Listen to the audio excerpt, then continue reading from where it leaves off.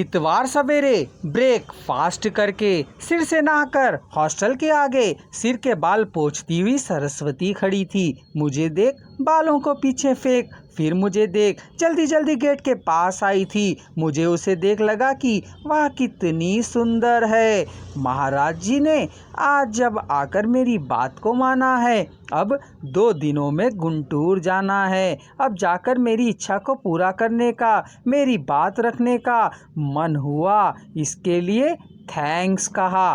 फिर यह क्या उदास से दिख रहे हो, मुझसे प्रश्न किया। सारी बात विस्तार से बताकर मैंने उसे टेलीग्राम दिखाया। औरत जात है ना, आंसू में आंसू बहाने लगी। दूसरों के दुख में दुखी होना स्त्रियों को ही अच्छी तरह से पता है। मुझे वह पराया नहीं समझती है, मुझे अपना सगा संबंधी आत्मीय समझती है। मुझे उसे सांत्वना देने की ज़रूरत हुई। वर समझ रही है, कह इधर उधर से थोड़ा बहुत ज्ञात हुआ। दुख के दोनों हृदय में घोर डालने के बाद यह क्या, यह दोनों रो रहे हैं। सोच शायद विद्रोह सहन कर पा रहे हैं। यह मन उसके फ्रेंड सांत्वना देने आ पहुंची।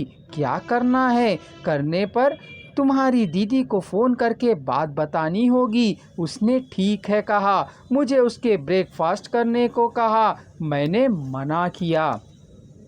उसने साथ आने को कहा। मैंने कहा ज़रूरत नहीं, दुखी मत हो। उसने कहा दुखी नहीं होऊंगा। मैंने उसे आश्वासन दिया, तुम्हारे धैर्य की दाद देनी होगी, सफलता तेरी ही होगी, जाओ।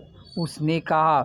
मैं हॉस्टल से निकलकर बीच रोड तक जाने तक वह मुझे देखती रही। उसके आंखों में आंसू भरने से अस्पष्ट दिखाई देने पर भी मुझे ओझल होने तक वह देखती रही। यह बात मुझे ज्ञात हुई। मुझे अब भी अशांति ही है। मैं कितना आसक्त हूँ मुझे समझ में आने लगा। चलकर यूनिवर्सिटी को आया। इन गेट से अंदर को जाने का मन नहीं हुआ। अकस्मात मुझे लगा कि वह विश्व कला परिषद मेरा नहीं है। मुझसे उसका किसी भी तरह का संबंध नहीं है। मैं यहाँ भी अलग व्यक्ति ही हूँ, पराया हुई हूँ, किसी भी प्रकार के संबंध से रहित हूँ। राह पर चले जाने वाला कोई दानैया सा अनुभव किया। उस अनासक्ति के भाव ने मुझे हिला दिया। मैं कौन हूँ? यूनिवर्सिटी का विद्यार्थी नहीं हूँ, कबड्डी का कैप्टन नहीं हूँ, लॉन्ग डिस्टेंस का रनर नहीं हूँ, अभिनेता नहीं हूँ, निर्देशक नहीं हूँ, रचयिता नहीं हूँ, कल्चरल सेक्रेटरी नहीं हूँ, कुछ भी नहीं हूँ। इस यूनिवर्सिटी से मेरा कुछ भी संबंध नहीं है। मेरी अम्मा के जीवित रहने पर सबका होना और अम्मा के गुजर जाने के बाद कुछ भी नहीं हूँ। क्या मैं इतना शून्य हूँ?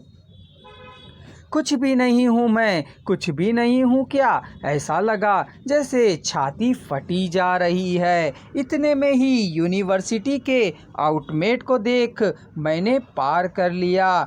थिन वॉल्टर के पास आने का मार्ग और लक्ष्यहीन मुझे एक गम्य दिखाई दिया। दिखाई देने वाला रूम बड़ा था। उसके चारों ओर 6 खिड़कियां थी। हवा कहीं से भी चले उसी कमरे में आती थी। उसमें कृष्ण मूर्ति रहता था। कीमती जीवन है उसका, कीमती आदमी है वह। इंटर में मेरा क्लासमेट था, मुझे पसंद करता था। घर ले जाकर सबसे मेरा परिचय भी करवाया था। उन दिनों में यह बड़ी बात थी। अब एक अच्छा मित्र है, रोज़ हम मिलते हैं। हमारे भेजे बिना हर दिन आंध्रा यूनिवर्सिटी के बस लेडीज़ हॉस्टल जाती नहीं है। हमारा सेंड ऑफ पार्टी है। सभी बसों को भेज देने के बाद हम अपने रूमों को जाते हैं।